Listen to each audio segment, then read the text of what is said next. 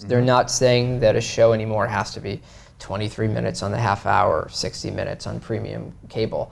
And so while there are opportunities with those cable networks too who want interesting programming, I think the rise of Hulu, Apple, Netflix that don't have the same standard rules where an episode has to be a given length are really interesting opportunities. And they don't have a grid. I mean, millennials don't even think in terms of what time something's on unless it's a live event. Unless it's sports. Yeah. It has to be a big presidential debate or moment. Right, something happens in the moment, exactly. Yeah, no, but certainly that's a trend that we're seeing as well with all the data, analytics, et cetera, to the extent that content is searchable, on demand, accessible through your mobile device, that seems to be the winning formula.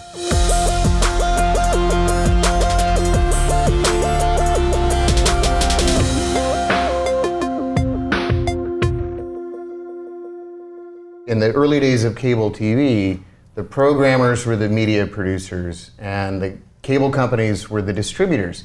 Now we have a company like ATTN and the distributors are the Facebooks and Twitter and Snapchats. Is that a good analogy, or are there differences that are important? In my opinion, it's an excellent analogy. Facebook, Google, Snapchat, Twitter, those are definitely the major distributors. They definitely have some power over whether or not your content is seen. Right. And if you don't play by some of their rules and optimize your content and its programming for those particular platforms, you're in trouble.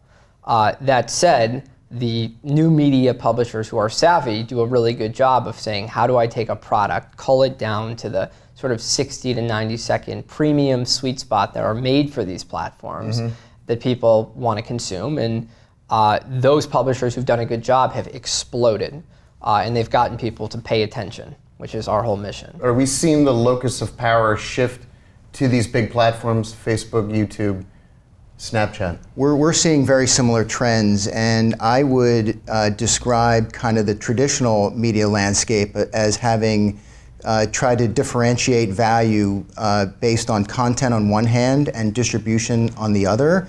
And we feel with the adoption of a lot of these new technologies that now the user experience is really becoming front and center. And so to me, focusing on the end user and what the ultimate outcome for the customer is really what's driving value in today's ecosystem. There's a huge opportunity for newer media companies in working with traditional media companies. And then there's a really interesting choice that legacy media companies have to make. The interesting choice they have to make is, do they want to try to build digital first units themselves? Or do they want to acquire or partner or do commercial deals with new media companies who specialize in that? You've seen CNN, you've seen now NBC announce that they're going to try to do this themselves. Will they succeed?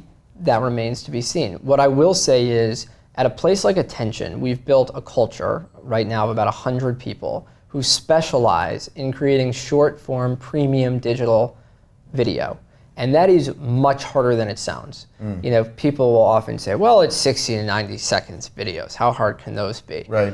They're hard. They're hard. And they take a particular skill set of expertise and a meticulous style of programming and storytelling.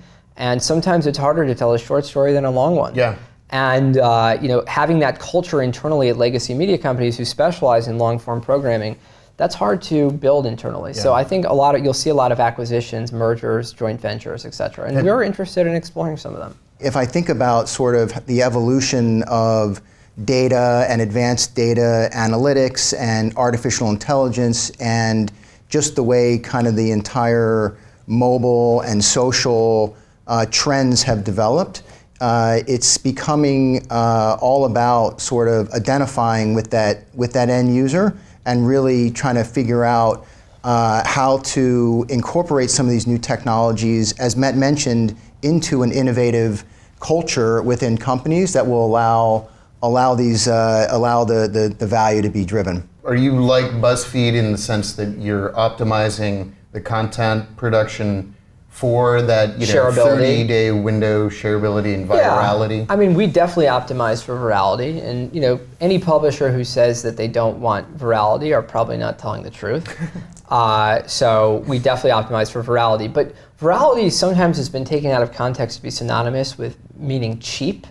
And we don't produce cheap content. I mean, we don't take cheap shortcuts to get viral hits. We put in a lot of time and effort and thoughtfulness to making viral videos. Well, because clickbait is just going to be negative returns. And then you're going to lose day. trust. Yeah. And so it's a short-term value proposition. The second you lose trust, no one comes back. And that trust is another big factor that we're seeing in the new millennial area, particularly around authenticity. So if there are things that are meaningful, issue-oriented subjects for millennials, the more trustworthy and the more authentic it can be, our observation is the more impactful those would be. What other trends do you see media companies trying to pursue in terms of reaching, you know, the supposedly elusive millennial? A big feature of that, Todd, is around talent and creating, as Matt described, a culture of innovation and entrepreneurship within companies, within institutions that are trying to figure out this space.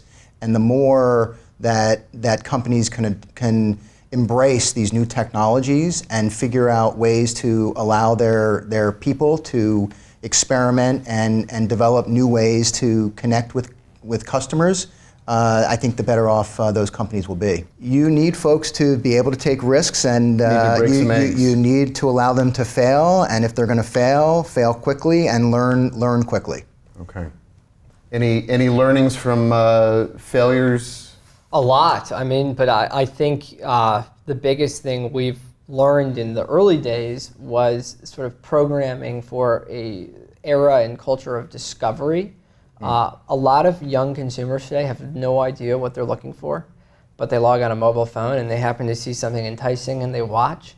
So it's much more about trying to create programming that draws people in a more enticing and almost visceral sense than being obsessed with trying to get them to come to you in one spot. And so being able to program for the era of discovery has been the biggest learning lesson.